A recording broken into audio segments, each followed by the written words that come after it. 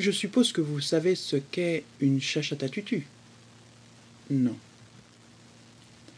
La chachatatutu est le plus petit des oiseaux du monde. Le plus petit et le moins joli. Parce qu'elle a les plumes du cou tout ébouriffées. Maintenant que vous connaissez l'oiseau, l'histoire peut commencer. Il y a de cela bien longtemps, une chachatatutu avait fait son nid dans une touffe d'herbe. Elle y avait pondu 3 œufs. Elle couvait. Elle couvait. Mais elle ne pouvait pas rester tout le temps sur ses œufs. Il fallait bien qu'elle aille chercher à manger.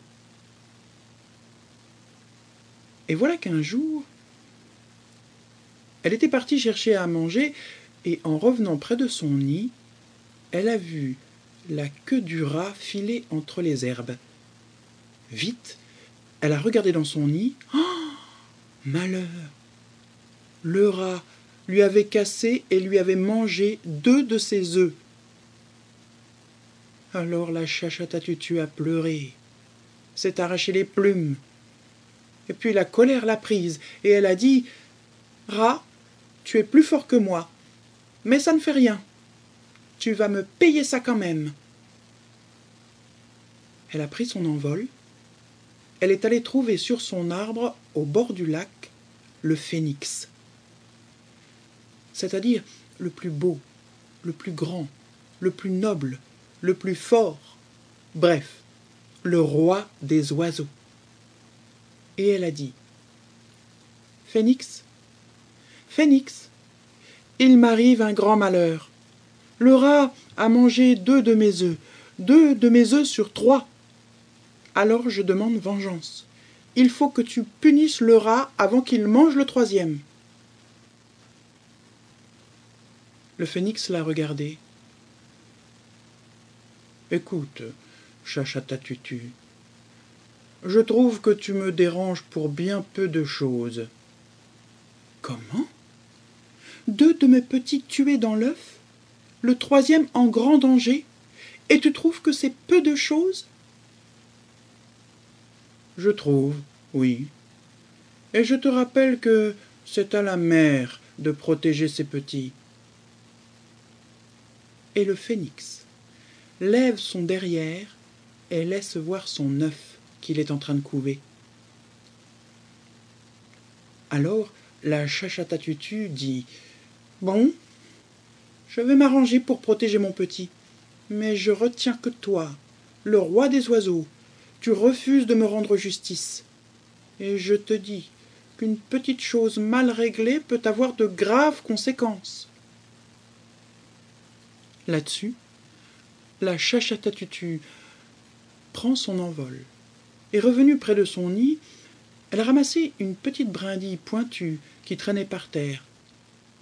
Elle l'a ramassée en guise de flèche, et elle s'est perchée sur un buisson à côté de son nid, et elle a attendu.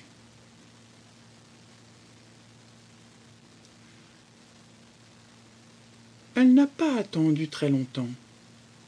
Elle a bientôt aperçu le rat qui revenait se faufilant vers son nid.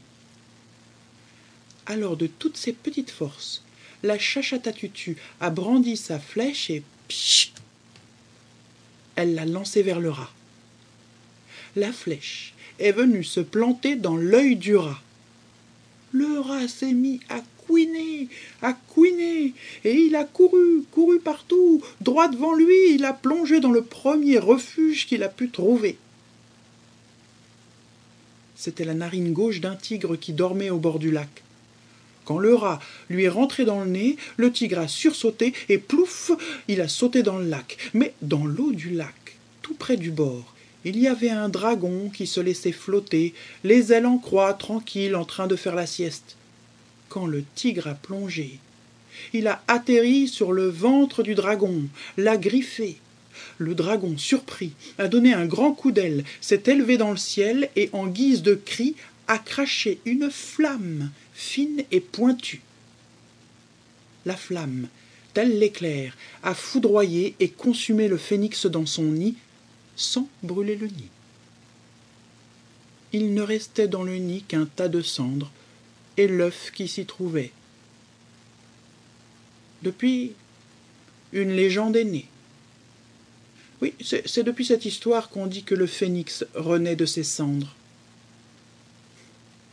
Excusez, je vous retiens pour bien peu de choses, mais c'est vrai, une petite chose mal réglée peut avoir de graves conséquences.